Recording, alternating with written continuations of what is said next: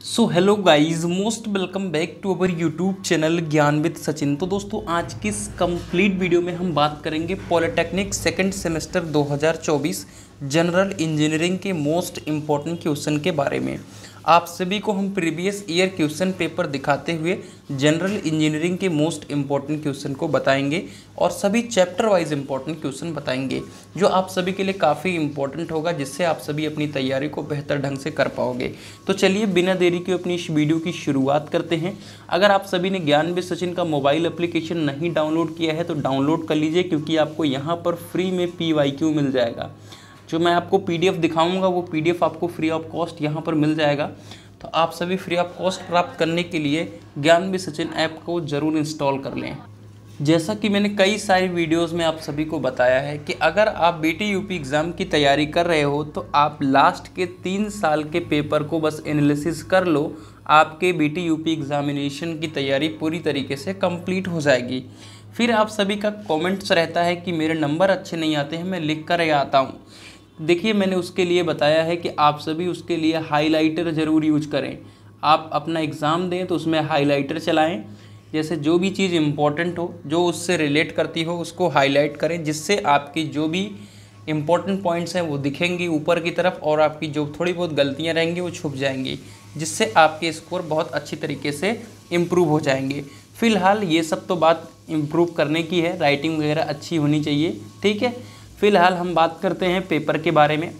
देखिए, पेपर जो है आपका पहला जो 100% क्वेश्चन पूछा जाता है वो किरचॉफ का करंट का नियम या किरचॉफ का वोल्टेज का नियम, जिसे हम क्या कहते हैं, जिसे हम KCL और KVL भी कहते हैं। ये आपके एग्ज़ाम में ऐसे डायरेक्ट KCL या KVL भी लिख करके पूछ सकता है, तो इसको लेकर के आप सभी ज़रूर सचेत रहें। ये आपके एग्ज़ाम में 100% आएगा, इस बात की मैं पूरी तरीके से गारंटी देता हूँ। अब कैसे दे रहा हूँ गारंटी, मैं बता दे रहा हूँ। देखिए, अगर आपके जनरल इंजीनियरिंग में नहीं पूछेगा तो ये आपके अप्लाइड फिजिक्स सेकंड में 100% पूछा जाने वाला क्वेश्चन है। तो भैया, इसको आप सभी अगर मिस करोगे तो कहीं ना कहीं मेरी तरफ से कह दे रहा हूँ कि आप 5 नंबर अपना गंवाने वाले हो, ठीक है। अब आपको 3 तरीके की थ्योरम देखने को मिलने वाली है, जिसमें से 2 ज़्यादा इंपॉर्टेंट है। एक आपका नॉर्टन थ्योरम और एक आपका थेवेनिन थ्योरम। इन दोनों थ्योरम से एक थ्योरम बहुत ज़्यादा इंपॉर्टेंट है, पूछी जाती है। अब उसमें न्यूमेरिकल भी पूछा जाता है और कभी कभी क्या होता है कि आपसे पूरा उसका थ्योरी पूछ लेता है। तो भैया, न्यूमेरिकल अगर आपसे नहीं आ रहा है, KCL KVL का भी न्यूमेरिकल नहीं हो पा रहा है, तो कम से कम आपको इस थ्योरी को 100% तैयार कर लेना है, क्योंकि नॉर्टन और थ्योरिन दोनों में से एक की जो प्रोबेबिलिटी रहती है वो पूरी तरीके से 100% की रहती है। तो इसको भैया आप सभी मिस नहीं कर सकते हैं। चलिए, दूसरा चैप्टर अगर आपका बात करें तो वहाँ पर करंट सोर्स, ठीक है, करंट सोर्स और वोल्टेज सोर्स दोनों की डेफिनेशन पूछी जाती है, जो कि आपको 2-2 नंबर में पूछा जाता है। अब तो यहाँ पर आप देखेंगे तो ये पूरे आपसे 5 नंबर में पूछा गया है, ठीक है। चलिए, अब दूसरी बात करते हैं दूसरे क्वेश्चन के साथ। देखिए, ये वीडियो बहुत इंपॉर्टेंट, थोड़ा लेंदी हो रहा है ना, बहुत कुछ सीखने को मिलेगा। फैराडे के इलेक्ट्रोमैग्नेटिक इंडक्शन का नियम। देखिए, आप अप्लाइड फिजिक्स सेकंड भी उठा लेंगे तो वहाँ पर फैराडे चचा आपको देखने को मिलेंगे, और आप जनरल इंजीनियरिंग पढ़ रहे हो फिर भी आपको फैराडे चचा देखने को मिलने वाले हैं। तो फैराडे चचा की जो प्रोबेबिलिटी है पूरी तरीके से 100% की है। अब आप कहोगे कि जो क्वेश्चन आप देख रहे हो, कह रहे हो सब 100% ही आएगा। नहीं मेरे प्यारे साथियों, सिर्फ 7 से 8 ही ऐसा क्वेश्चन है जो 100% आता है। इस बात का ध्यान रखें, जिसमें फैराडे का इलेक्ट्रोमैग्नेटिक इंडक्शन नियम भैया एकदम रट लेना।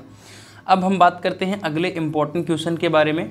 वो क्वेश्चन आप सभी के एग्जामिनेशन में 101% आता है, वो आता है लेड एसिड सेल। क्या आता है? Lead acid cell. अब मैं बता देता हूँ कि आपको 5 नंबर कैसे गेन करना है। देखिए, आपसे पूछेगा या तो सीधा एसिड पूछ लेगा, सॉरी एसिड कह रहा हूँ, सीधा आपसे बैटरी पूछ लेगा, ठीक है, या आपसे लेड एसिड सेल पूछ लेगा, ठीक है, लेड एसिड सेल की बैटरी, या निकिल कैडमियम सेल, ठीक है, की बैटरी। तो 3 तरीके का आप सभी का बैटरी के बारे में पूछेगा, और तीनों में से एक फिक्स है। यानी आपसे अगर बैटरी के बारे में सीधा पूछ रहा है, ठीक है, तो आप लेड एसिड सेल या निकिल कैडमियम सेल, ठीक है, ये दोनों को आप बता दोगे। लेकिन अगर आपसे इन दोनों में पर्टिकुलर पूछ रहा है तो उसको बताना पड़ेगा। तो इन दोनों को तैयार कर लोगे तो आपके 100% में गारंटी देता हूँ। कमेंट कर देना अगर आपका एग्जाम में 5 नंबर ये नहीं देखने को मिलेगा, +5। आपको किरचॉफ का नियम +5 नहीं देखने को मिलेगा, तब भी आप सभी कमेंट कर देना। अगर आपको विलियम्स नहीं है तो आगे के दोनों पेपर को भी देख लोगे तो आपको विलियम्स हो जाएगा। थेवेनिन थ्योरम और नॉर्टन थ्योरम से भी +5 नंबर आपको देखने को मिलेगा, और आपके फैराडे के इलेक्ट्रोमैग्नेटिक इंडक्शन नियम को भी आप देख सकते हैं, एग्जाम में आएगा। तो यहाँ से आपके 20 नंबर की तैयारी पूरी तरीके से कंप्लीट हो जाएगी। ठीक है, अब आपको पता है कि आपको 3 तरीके के पावर प्लांट पढ़ने हैं, और उसमें जो आता है वो आता है हाइड्रो, थर्मल और न्यूक्लियर।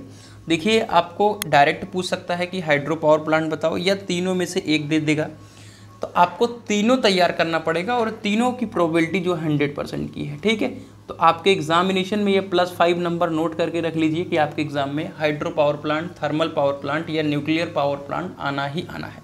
ठीक है, चलिए अब हम बात करते हैं सिविल पार्ट के। देखिए, आपको 30 नंबर का आपका इलेक्ट्रिकल पार्ट आएगा, जिसमें से मैंने लगभग 25 नंबर के क्वेश्चन आपको बता दिए हैं भैया। सिर्फ आप 10 क्वेश्चन पढ़ लो, 10 या 8 या 7 क्वेश्चन पढ़ लो, आपका पूरी तरीके से काम हो जाएगा। कितने क्वेश्चन पढ़ने हैं वो भी नोट करके दिखा देता हूँ। ये 3 चीज़ें आपको यहाँ पर पढ़नी है। 3 क्वेश्चन हो गए, आपको 2 प्रकार के सेल पढ़ने, 5 क्वेश्चन हो गए। इलेक्ट्रोमैग्नेटिक इंडक्शन नियम 6 हो गया आपका, KCL KVL 8 हो गया, और थेवेनिन नॉर्टन 10 क्वेश्चन पढ़ना है, और आपके 5 क्वेश्चन उसमें से आने यानी 25 नंबर या 20 नंबर का आपका खेल यहीं पर हो जाएगा। 5 नंबर के लिए अदर चैप्टर की लड़ाई है, बाकी आपको लड़ाई इतने से ही कंप्लीट हो जाएगी। अब आपका आता है 20 नंबर की लड़ाई। ठीक है, 20 से 25 नंबर, 20 नंबर की लड़ाई जो है वह सिविल पार्ट से है। ठीक है, अब सिविल पार्ट में जो सबसे ज़्यादा या 100% पूछा जाएगा वो RCC या CC पूछा जाएगा। ये 100% की क्वेश्चन है। ठीक है, आपसे सीमेंट पूछा जाएगा। ठीक है, वो जो है 100% का क्वेश्चन है, तो सीमेंट आप अच्छी तरीके से तैयार कर लीजिएगा। और CC यानी कंक्रीट भी पूछ सकता है, तो इसको भी देख सकते हैं। वाटर सीमेंट रेशियो, ठीक है, और सॉइल की बियरिंग कैपेसिटी है, और यहाँ पर देख रहे हैं कि चूने और लकड़ी के गुण। ठीक है, तो ये 4-5 क्वेश्चन ही है और 4-5 टॉपिक ही है, तो आपको सिविल पार्ट में कभी कोई दिक्कत नहीं आने वाली है, मुझे इतना आपसे उम्मीद है। ठीक है, अब हम आते हैं जनरल इंजीनियरिंग के कौन से क्वेश्चन के ऊपर, जो कि 2022 में हुआ है, क्योंकि 19 के बाद 20 और 21 में पेपर नहीं हुआ है, जो कि ऑनलाइन हुआ है। तो चलिए फिलहाल इस पेपर को देखिए और इस पेपर के हिसाब से समझिए। देखिए, नॉर्टन का एक आपको आया है क्या, न्यूमेरिकल। देखिए, फिर से नॉर्टन का न्यूमेरिकल आ गया, और ऊपर में कहा किस चीज़ का न्यूमेरिकल आया था, ऊपर में आपका न्यूमेरिकल आया था थेवेनिन का। चलिए, ये चीज़ आपको कंफर्म हो गई। आगे बढ़ते हैं, कहाँ पर, हाँ, फैराडे के विद्युत चुंबकीय प्रेरण नियम 19 में आया, फिर 22 में भी आ गया। क्लियर हो गया। लेड एसिड सेल क्लियर हो गया आपका। चलिए, मैंने जो बताया है वो आपके दिमाग में रहना चाहिए। अब thermal power plant, nuclear power plant ना पूछ करके आपसे सौर ऊर्जा पूछ लिया था। ठीक है, तो सौर ऊर्जा के बारे में भी आप थोड़ा सा अवगत रहें, हो सकता है कि इसके जगह पे कुछ और पूछ ले। ठीक है, अब आपसे बैटरी की चार्जिंग और डिस्चार्जिंग भी पूछ सकता है, ये आपके फिजिक्स में भी थोड़ा सा रिलेट करेगा। ठीक है, तो अगर आपको इच्छा होगी तो इसको ज़रूर पढ़ लीजिएगा, नहीं तो मेरी तरफ से यही है कि आप बैटरी की मेंटेनेंस के बारे में ज़रूर पढ़ लीजिएगा। मेंटेनेंस टॉपिक को पढ़ लेंगे आप, तो हो सकता है कि 2024 में मेंटेनेंस पूछा जाए। बाकी आप सभी देखेंगे तो वही सारी चीज़ें हैं जो आपके एग्जामिनेशन में। देखिए, कंक्रीट है आपका, ठीक है, मशीन, वर्किंग स्ट्रेस मेथड और वर्किंग स्टेट मेथड थोड़ा डिफरेंट आ गया था। 2022 का पेपर जो था वो थोड़ा सा डिफरेंट हाई था। ठीक है, तो उसको लेकर घबराइए नहीं, अब आपका पेपर इस तरीके से डिफरेंट नहीं होगा। फिलहाल ये 2023 का पेपर है। 2023 के पेपर में क्या देखने को मिला है, Faraday law of electromagnetic induction भैया लगातार 3 टाइम रिपीट हुआ है। अब अगर आप सभी इस चीज़ को मिस करोगे, मेरी बात को नहीं मानोगे तो पछताओगे। ठीक है, मैं बता दे रहा हूँ फिर से। चलिए, अगला है आप सभी का लेड एसिड बैटरी, लगातार 3 टाइम रिपीटेड। ध्यान दीजिएगा, अगर नहीं पढ़ोगे पछता लोगे, मुझे मत कहिएगा। ठीक है, चलिए, सोलर सेल 22-23 लगातार रिपीट हुआ है, तो सोलर सेल को फिर से पढ़ लेना है और पावर प्लांट को भी पढ़ना है। डिफरेंस बिटवीन AC/DC तीसरी बार पूछा गया है, और ऐसी चीज़ें हैं जो पूछ सकता है।